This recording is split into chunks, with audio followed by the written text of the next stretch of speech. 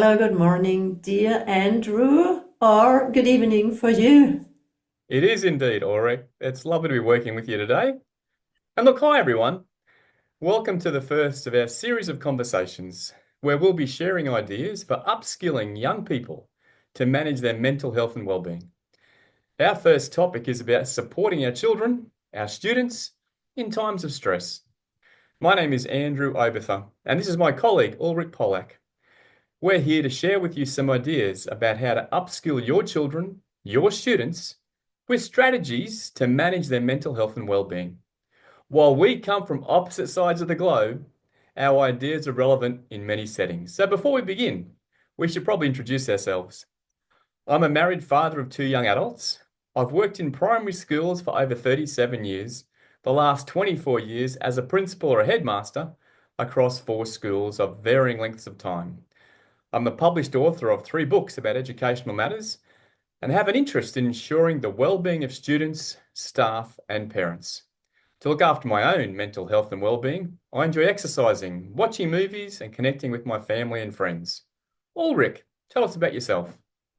Thank you very much, Andrew. So nice to meet you this morning or evening from the opposite side. Hello, everyone. I'm Ulrike Pollak, a mentor for mental health and fitness with 40 years of experience working with children and adolescents in kindergartens and elementary schools.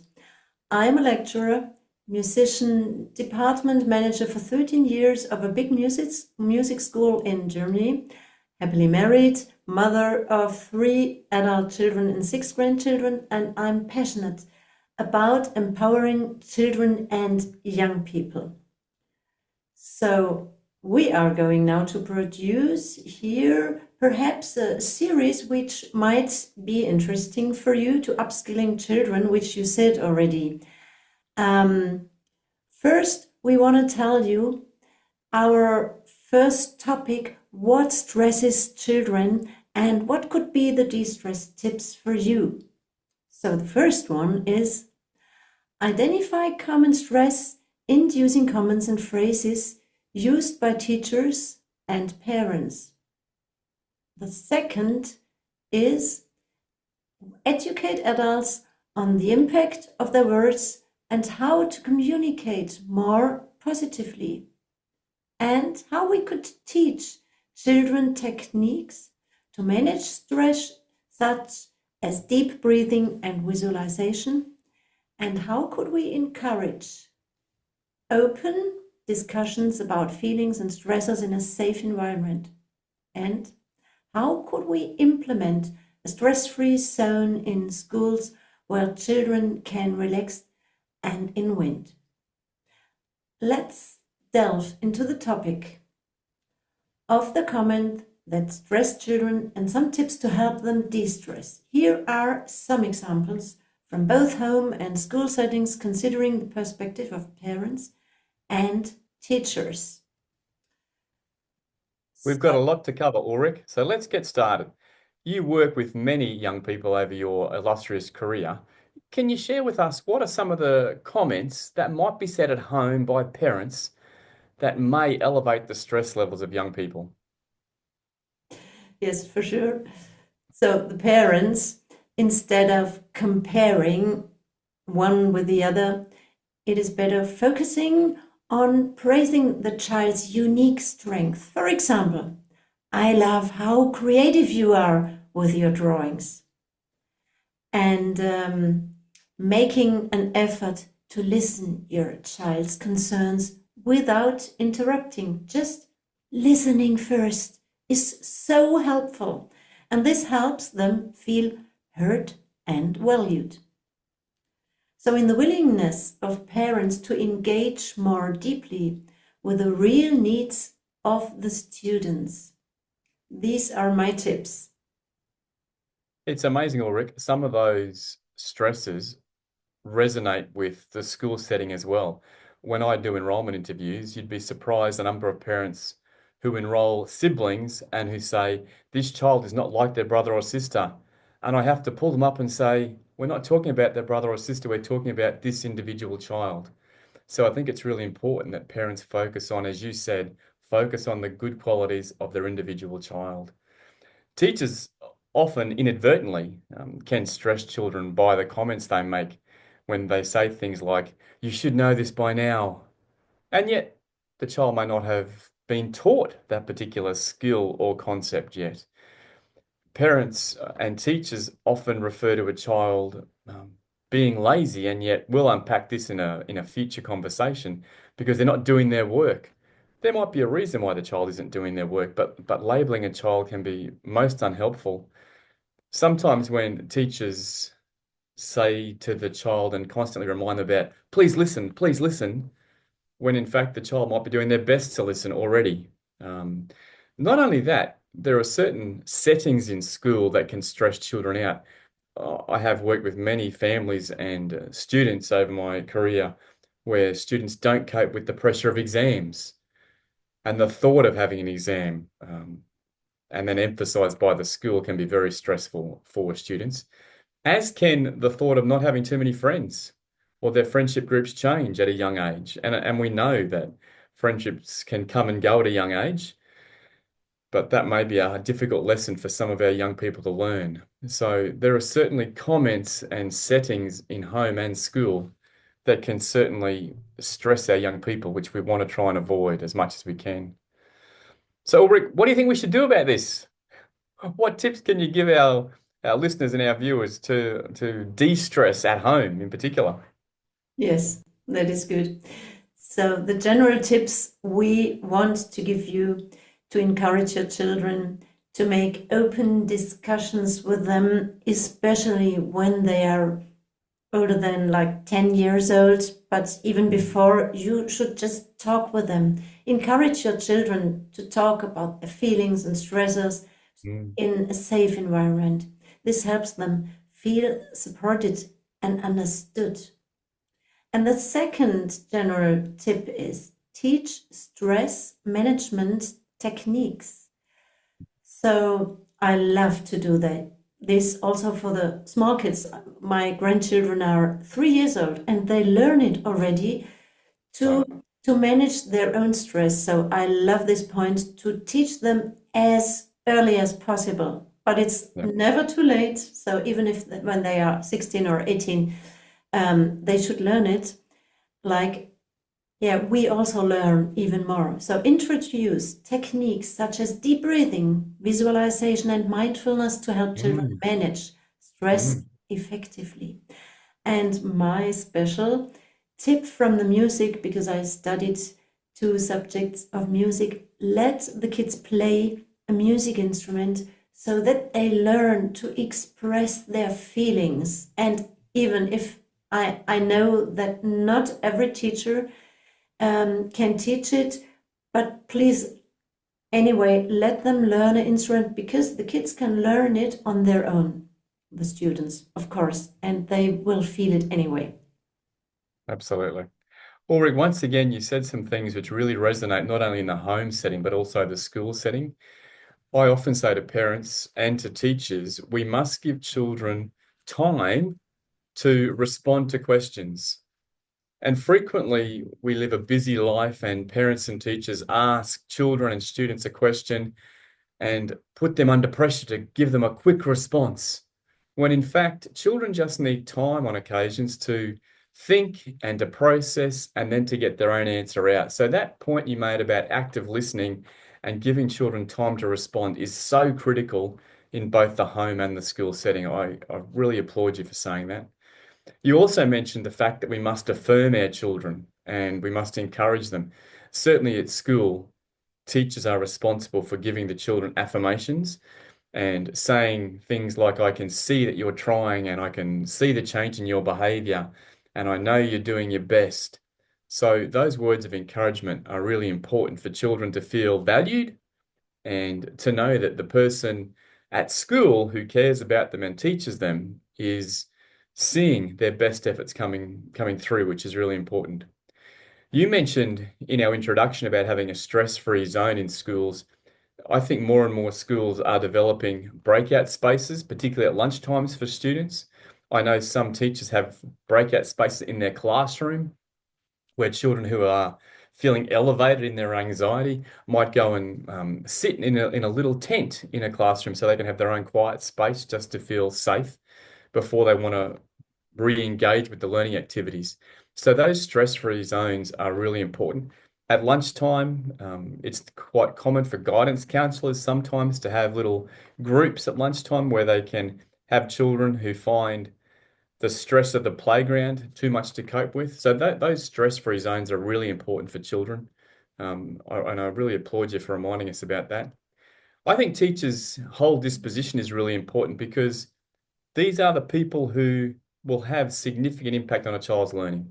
Mum and dads have significant impact on a child's learning, and obviously the teachers do as well. So the teachers need to love the children unconditionally. And there's a book out by one of my colleagues, which I'll share with you at some point, that talks about we must love our students unconditionally and love them on purpose, which can be really hard on occasions, but it's important that we do that. My last two tips from a school point of view would be that teachers must provide feedback to the students, but provide feedback about behaviour and learning, not about the person, because I think we need to separate the behaviour from the child on occasions and from the student, and we can separate the learning from the person as well, their outputs, which the children can produce. And finally, I think we need to support our students. We need to scaffold them in their learning and their friendships. So don't just think because they're at school, they know how to do these things. We have to actually teach them how to behave and how to learn and how to interact. So there's certainly a lot of common elements in what you and I have said. So maybe we should unpack some general tips for both settings. What are your thoughts? Yeah, I think the general tips will be promote physical activities like Right. yoga and sports to enhance physical and mental well-being. And well, I love yoga. I do a workshop now in Portugal for the parents with yoga and the mental stuff in between together, so we can bring it really together. We have to do the things which empowers also the body, and encourage your family activities that foster bonding and relaxation, such as game nights, nature walks, doing music together, and yeah, just do something together, and do not bring the pupils and the young people always to other people. So do something together, and provide also workshops on healthy eating and its impact on mental health. That is so important, knowing things. What does the meal do to kids, and which is the best for those students? So, and the next, Absolutely. yes, okay. And the next is create a well-being calendar with daily tips and activities for families to follow. Because we are so in our tunnel sometimes working, and the parents have to work, and also the teachers, so that it's good if you have just a calendar and you know in the morning, oh, we should to do this or that, and you take those tips just in a little structure into the day. So the next one is offer counseling services for both pupils and parents to address any mental health concerns. And yeah, my special tip, you know already, is sing or practice music, because singing has an impact to the body and the brain. So even if you tell me you cannot sing, I cannot practice music, but singing, everybody has a voice, everybody can talk. And so you also can sing. It is possible. If you think it doesn't sound well, or my husband cannot sing, or I cannot sing, or what else exists, I say just do it, because it has something to do, and it brings positive vibration to your kids. If you sing during your meal, I am happy, oh, it will be a great meal, or whatever. So just be creative to do your own music. This is my big tip, which connects the mental behavior and yeah, the music. So, Andrew, what do you think is the mental behavior for the new future pupils? Yeah, it's interesting, Ulrike. I love your passion for engaging with music so much. It's so important, I think, for both our physical and our mental well-being, which is great. Look, I think we need to have programs in place for students that focus on their mental health and well-being at school. I don't think we can underestimate the importance of keeping our children physically and mentally safe. So we need to have programs whereby the students feel safe coming to school. And that can be things like buddy systems, which are quite common in schools where there'll be older students who can look after the younger students so that they can feel welcomed at school. Some of the programs can be resilience building programs and workshops, and there's lots of readily available programs available for schools to adopt and adapt to meet their own settings. They often come with resources and guidance so that the people who need to run these programs don't necessarily have to be the experts, but they can certainly read the tips and provide a safe environment for the student in which they can learn. I think we need to just create a culture of kindness and inclusivity within the school, and I think you've touched on that with some of your key messages. And I think we need to encourage our kids to be creative, to take risks, but they'll only take risks in a safe environment. So I suppose my final tip would be for both parents and teachers is that whatever we ask of our young people, children, students, it needs to be age appropriate. They be 4-year-olds or 14-year-olds, whatever we're asking of them, it needs to be age appropriate. I get concerned on occasions where teachers in particular, and my experience with parents on occasions would suggest that they're expecting way too much of 4 and 5 and 6-year-olds. Let the children be children. Let's scaffold them and support them so that they can maintain their own mental health and well-being. So good, so great. And you, as a principal, I can really feel your passion in there to be the best ever and yeah, to produce a change, to make a change there. Absolutely. Ulrich, before we go, can I share something with you? Of course. This is this is the first book I wrote, and the reason why it's important is because it's about building a culture of trust and collaboration between parents and teachers. And the fact that you and I come from different sides of the world and different professional experiences, yet with a very common theme. I'm just going to hold up. I don't know how this is going to work, but we'll see. This is my first book, and it's called Are You Ready for School?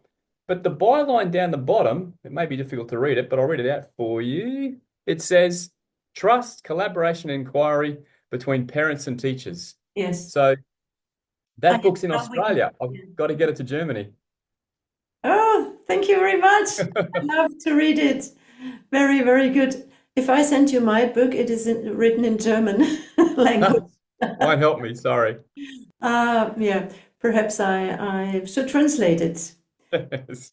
But as you know, I also have written a few books, and one for the children are stories in German and English language, because I think the English language is, well, the world's language. Everybody should know it. Everybody Mm. should learn it, even the small ones. I have one or two grandchildren, they learn already German Oh, and wow. English and French. So I am Wow. so glad, because there I can see what it affects to working together with other cultures when you can speak one language together.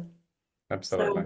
So this is also my passion, where I think, how can we bring language easily to young Yeah. children so that they are not scared talking it. You can make Yeah. mistakes like me, and yeah, but we can connect to each other to the other side of the world.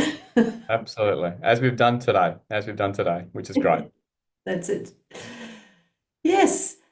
So, do you have some aspects of time in education, Andrew? What would you say? Ulrich, my most important message that I give parents and I give teachers is to give children time. And you touched on that before when you said play games together, do things together. We all lead very busy lives. I don't think it would matter which country you come from. I think we all lead busy lives around the world. And our children, our young people, our students just need time with caring adults, be it their parents, be it their teachers. And I think this is something that we're going to unpack in future conversations. But my one tip, give children time. That is so cool. Yes, I love that because if they always feel the stress, it is Yeah, giving them no time. absolutely. Very And true.